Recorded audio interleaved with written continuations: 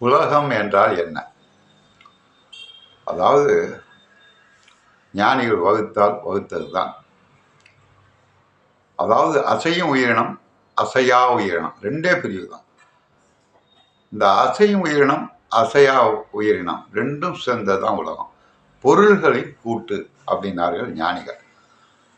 அதாவது உலகம் என்றால் என்ன என்று கேட்டதற்கு பொருள்களின் கூட்டு என்றார்கள்.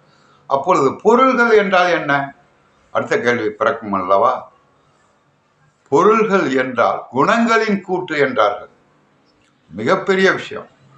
அதாவது இப்போ நீங்கள் ஒரு மாதிரி இருக்கீங்க, நான் ஒரு மாதிரியா இருக்கேன். ஏன்? எல்லாம் மனுஷன் தானே, ஒரே மாதிரி இருக்க வேண்டியதானே. உங்களுடைய குணங்கள் வேற, என்னுடைய குணங்கள் வேற. குணங்களுக்கு ஏற்றபடிதான் மனித உருவங்களும் மாறுகின்றன. அமெரிக்காக்காரன் வெள்ளையா இருக்கான், தென்னாப்பிரிக்காக்காரன் கருப்பா இருக்கான். ரெண்டு பேரும் மனுஷன் தானே.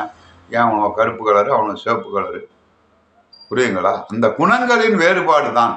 அதாவது நாம் நினைத்து கொண்டிருப்பது பொருள்களில் தான் குணங்கள் அடங்கி இருக்கின்றன என்று நினைத்து கொண்டிருக்கிறோம். புரியுங்களா? ஒரு மல்லிகைப்பூ இருந்தால் மல்லிகைப்பூவில் வாசனை இருக்குது, மல்லிகைப்பூவில் எல்லா குணமும் இருக்குது. பச்சை தன்மை இருக்குது, மென்மை தன்மை இருக்குது, வாசனை இருக்குது அப்படின்னு நினைக்கிறோம். அப்படி கிடையாது. பொருள்களிலே குணங்கள் அடங்குவதில்லை. புரியுங்களா? குணங்களுடைய கூட்டுத்தான் பொருள்கள் அப்படின்னார்கள். இதெல்லாம் மிகப்பெரிய விஷயம்.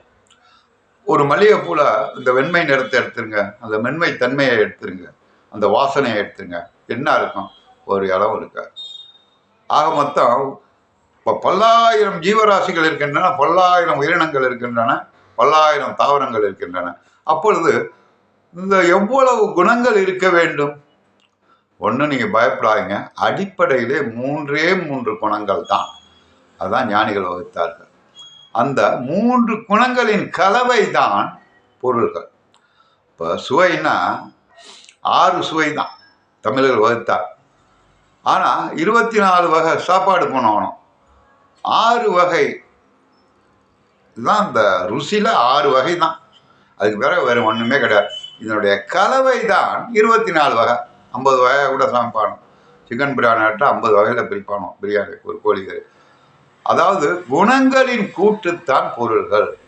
பொருள்களிலே குணங்கள் அடங்குவதில்லை. குணங்களுடைய கூட்டுத்தன்மைக்கு ஏற்பதான் எல்லா பொருளும் மாறி இருக்கின்றன. இப்போ மாமரமும் புளிய மரமும் மரம்தான், ஆனால் அதனுடைய சுவை வேற, இதனுடைய சுவை வேற. ஏன்? அந்தந்த குணங்களின் கூட்டுத்தான் பொருள்கள் என்று வகுத்தார்கள். அந்த குணங்கள் என்றால் என்ன?